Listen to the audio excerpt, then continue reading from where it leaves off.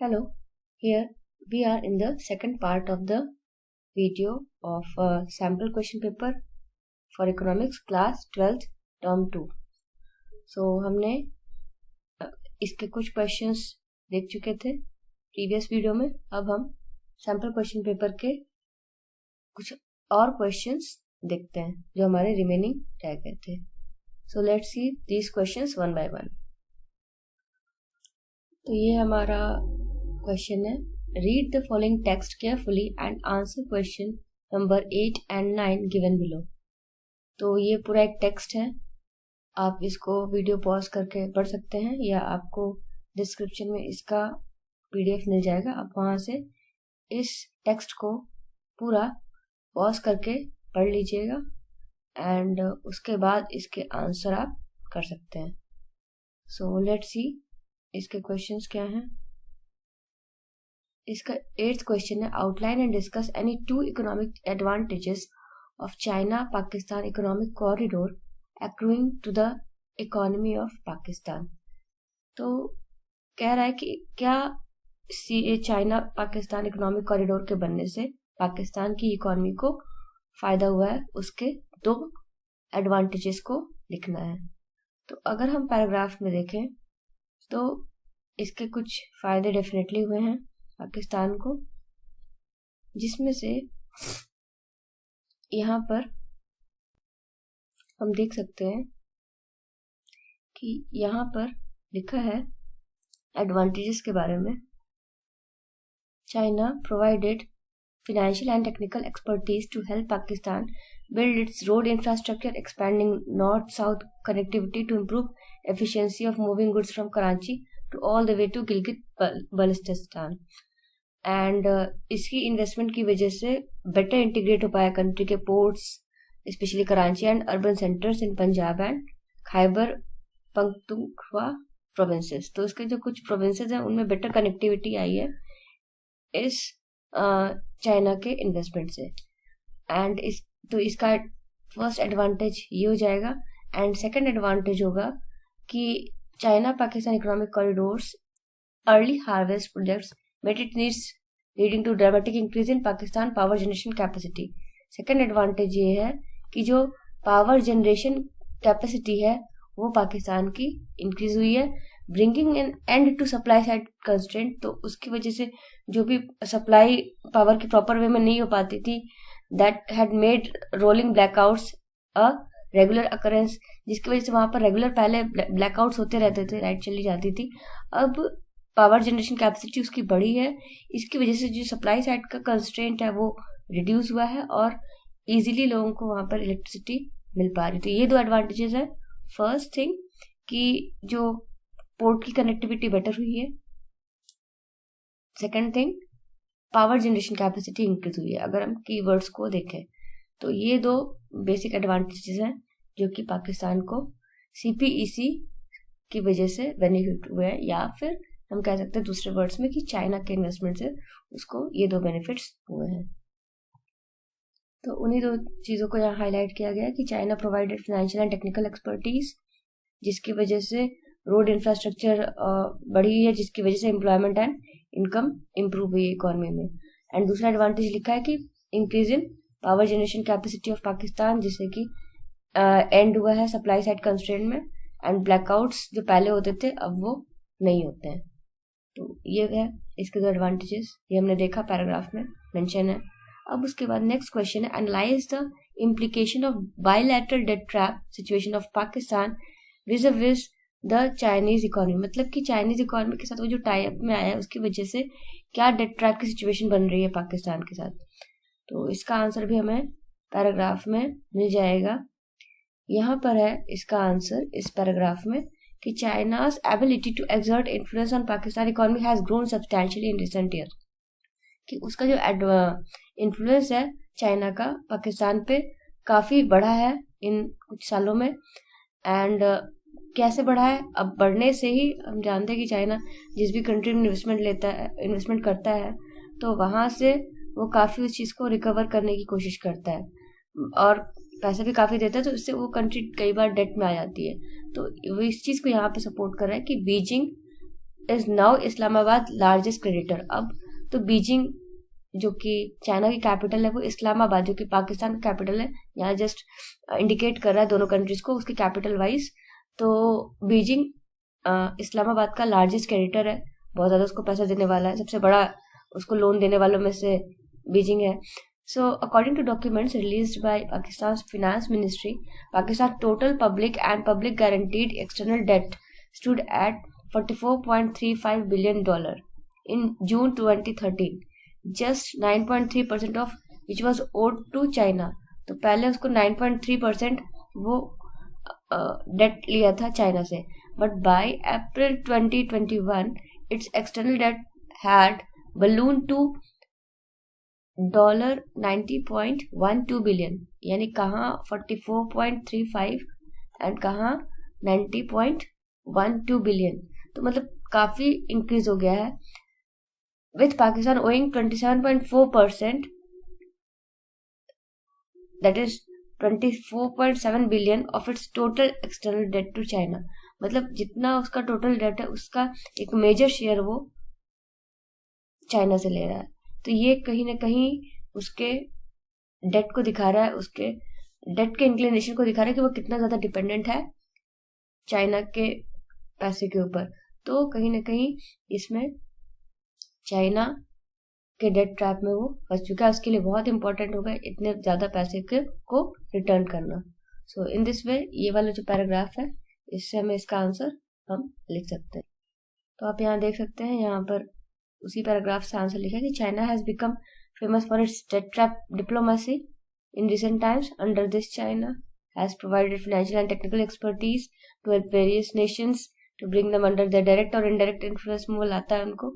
And first foremost implication जो इसका हुआ है कि बीजिंग जो है इस्लामाबाद का लार्जेस्ट क्रेडिटर बन गया है। एंड फाइनेंस मिनिस्ट्री का जो रिकॉर्ड रिलीज किया गया उसके अकॉर्डिंग $44.35 बिलियन पहले था, जो कि 9.3% था उसके टोटल क्रेडिट का, और अब बढ़ करके ये $90.12 बिलियन हो गया है, जो कि 27.4% बनाता है।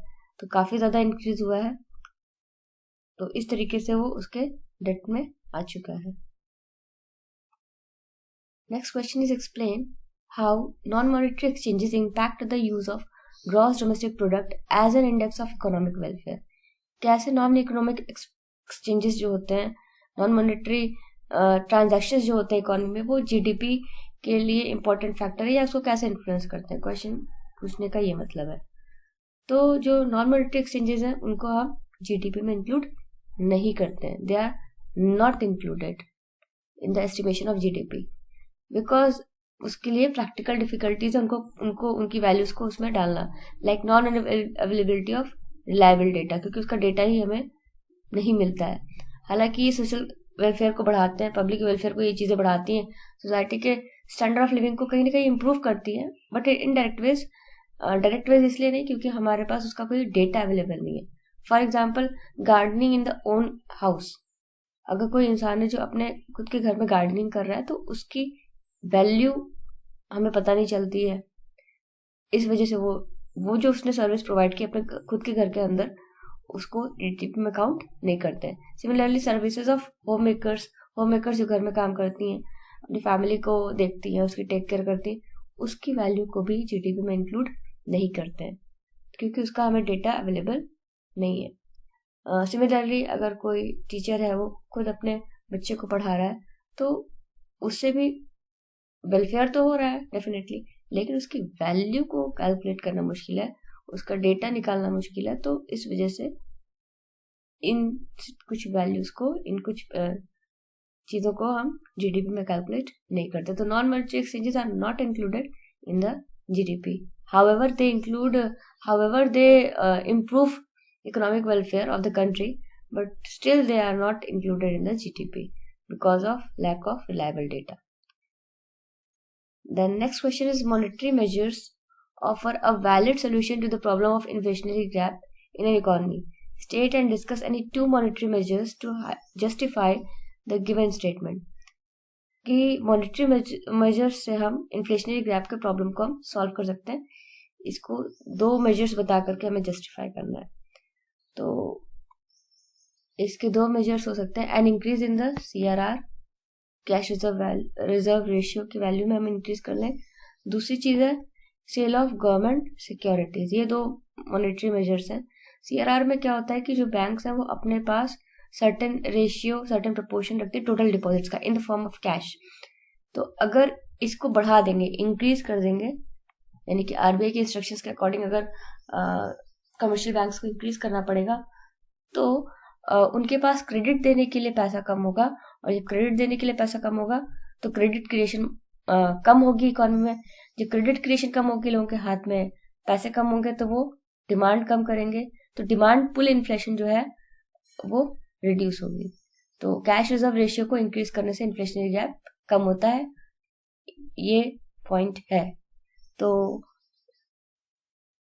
इसीलिए लिखा है कि यहाँ पे इट में reduce credit creation capacity of the commercial banks in the economy, and because there will be a fall in the borrowings, क्योंकि बोरो नहीं कर पाएंगे, रिजर्व रेशियो हाई है, तो कमर्शियल बैंक अपने पास ज्यादा पैसा रखेंगे, लेंड कम करेंगे। लेंड कम करेंगे मतलब लोगों के हाथ में कम पैसा है। जब लोगों के हाथ में कम पैसा है तो वो डिमांड कम करेंगे चीजों की, तो इस वजह से जो प्राइस हाई हो रहा है डिमांड ज्यादा होने की वजह से वो कम आएगा, तो जिससे कि इन्फ्लेशनरी गैप करेक्ट हो पाएगा। Next thing is sale of government securities in open market by the central bank.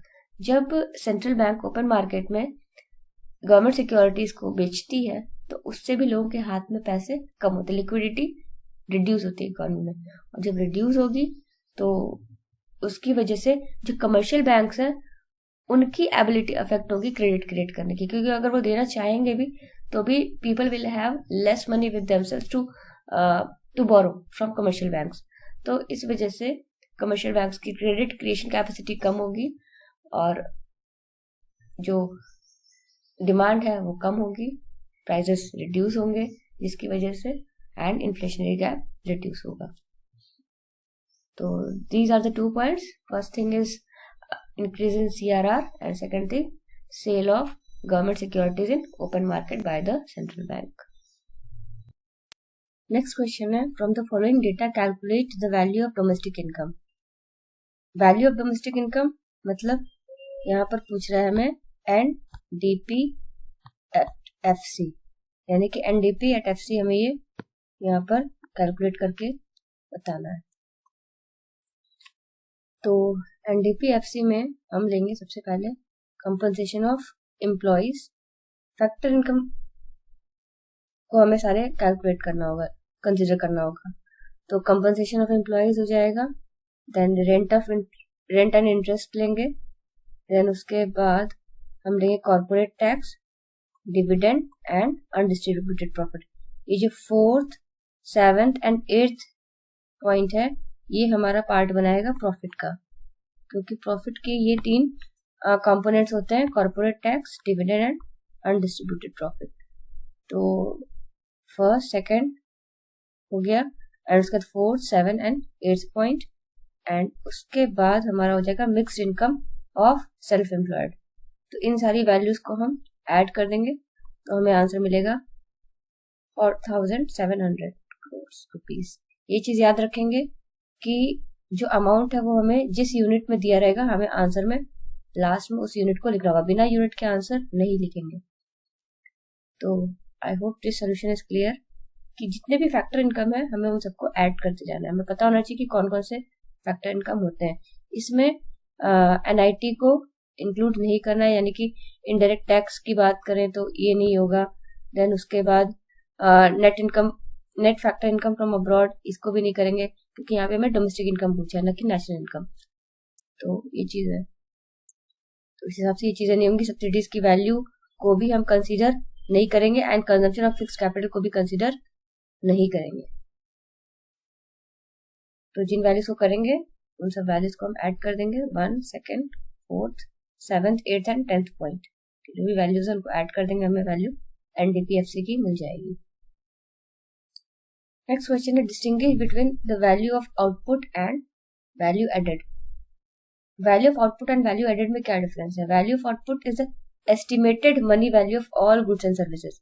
मतलब जो भी हम गुड्स एंड सर्विसेज प्रोड्यूस करते हैं किसी इकोनॉमी में, एक फाइनेंशियल ईयर में उसकी जो भी एस्टिमेटेड मनी वैल्यू होती है उसको हम वैल्यू ऑफ आउटपुट कहते हैं, inclusive of changes in stock and production of self consumption. उसमें उन चीजों को भी कंसिडर करते हैं जो सेल्फ कंजम्पशन के लिए की जाती हैं, एंड स्टॉक में अगर कोई चेंज हो रहा है तो उसको भी। तो ये चीज है। एंड जो वैल्यू एडेड होता है उसमें हम value of output minus intermediate consumption is value added. Value added क्या होता है? वैल्यू एडेड मीन्स जितना आपका क्रिएट हुआ है, जितना आपका आउटपुट क्रिएट हुआ है इकोनॉमी में, यानी कि value of output minus intermediate consumption. Intermediate consumption को हम माइनस करते हैं, तो इसीलिए it is the excess of value of output over the value of intermediate consumption. तो वैल्यू एडेड का मतलब है जितना हमने आउटपुट लिया, किसके ऊपर हमने प्रोड्यूस किया। जनरली हम क्या करते हैं, रॉ मटेरियल्स का जो कंजम्पशन हो जाता है उसको हम इंटरमीडिएट कंजम्पशन कहते हैं। तो से फॉर एग्जाम्पल अगर हमने 10 रुपए का अगर हम सामान लगा रहे हैं और हम उस 10 रुपए के सामान से अगर हम 100 रुपीज का सामान बना ले रहे हैं, तो वैल्यू एडिशन क्या हुआ? वैल्यू एडिशन हुआ 90 रुपीज, यानी कि टोटल आउटपुट में से हम इंटरमीडिएट कंजम्पशन को माइनस कर देंगे। तो 10 रुपए के ऊपर हम कितना वैल्यू ऐड कर रहे हैं? 90 रुपीज का वैल्यू ऐड कर रहे हैं, तब जाकर के हमें वो आउटपुट 100 रुपीज का मिल रहा है। तो इस तरीके से हम कह सकते हैं कि value added is the value of output over the value of intermediate consumption, excess value of output over the value of intermediate consumption. Next question है, given the following data find net value added at factor cost by Sambhav a farmer who is producing wheat. तो हमें यहाँ पर net value added at factor cost निकालना है, यानी कि NVA eight FC। तो इसमें सबसे पहले हम किन किन चीजों को ऐड करेंगे? इसमें हम ऐड करेंगे sale of wheat by the farmer, then उसके बाद हम ऐड करेंगे जो उसने व्हीट गवर्नमेंट को बेचा है, एंड उसके बाद हम उसमें ऐड करेंगे जो उसने सेल्फ कंजम्पशन के लिए रखा है, क्योंकि जो उसने टोटल आउटपुट प्रोड्यूस किया है उसका कुछ पार्ट उसने लोकल मार्केट में बेचा है, कुछ पार्ट उसने गवर्नमेंट को बेचा है, और कुछ फैमिली नीड्स के लिए रखा है। तो ये चीज है। एंड उसके बाद हमें, तो ये सब चीजें मार्केट प्राइस पे हैं। ये जो वैल्यूज है 6800, 200, 50, ये सब मार्केट प्राइस पे है, लेकिन हमें वैल्यू चाहिए फैक्टर कॉस्ट पे। तो मार्केट प्राइस से फैक्टर कॉस्ट पे लाने के लिए हमें यहाँ पर माइनस NIT करना पड़ता है, यानी कि minus net indirect tax. Net indirect tax मतलब माइनस, इसका मतलब क्या है? इसका मतलब है माइनस, क्या हम माइनस करेंगे? Indirect tax minus subsidies. तो यहाँ पर हमें इनडायरेक्ट टैक्स की वैल्यू नहीं दी हुई है, तो हम इसे 0 मानेंगे, एंड सब्सिडी की वैल्यू दी हुई है 20। तो ये -20 एंड ये यहाँ पर माइनस साइन लगा है, मिला करके हो जाएगा हमारा +20। तो अब हमें क्या करना है, 6800 प्लस 200 प्लस 50 प्लस 20 हो जाएगा यहाँ पर, ये सब्सिडी को लेकर के, क्योंकि कैसे होगा ये हमने यहाँ पर देख लिया है। और उसके बाद इसमें से माइनस करेंगे expenditure on the maintenance of existing capital stock, क्योंकि ये टोटल इसका आउटपुट हो गया। अब इसमें से इंटरमीडिएट कंजम्पशन हो जाएगा ये वाला पार्ट, दैट इज 100 रुपीज। तो ये सब वैल्यूज को हम कंसीडर करके अब इसको जब हम सॉल्व करेंगे तो हमें वैल्यू मिलेगी net value added at factor cost, क्योंकि ये 100 जो है वो हमारा इंटरमीडिएट कंजम्पशन मिल जाएगा, क्योंकि उसने पैसा खर्च किया है कैपिटल स्टॉक के मेंटेनेंस पे। तो ये वैल्यू हो जाएगी हमारी 70 माइनस 100, तो वैल्यू आएगी हमारी 6970।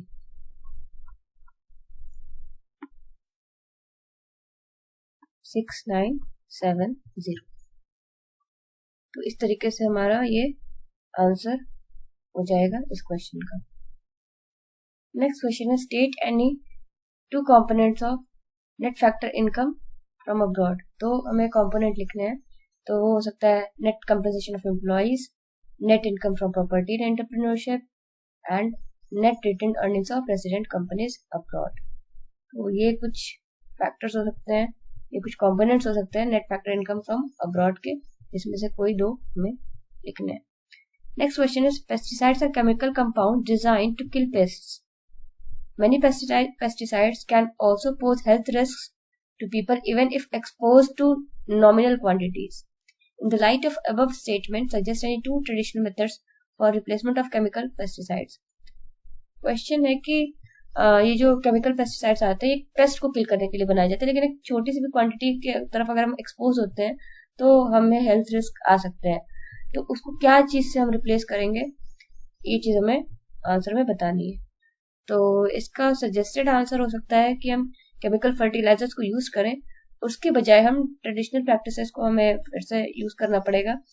तो जिसमें हो सकता है neem trees and its by products को अगर हम यूज़ करें तो वो एक नेचुरल पेस्ट कंट्रोलर का काम करेगा, जो कि बहुत टाइम से इंडिया में यूज़ किया जाता रहा है.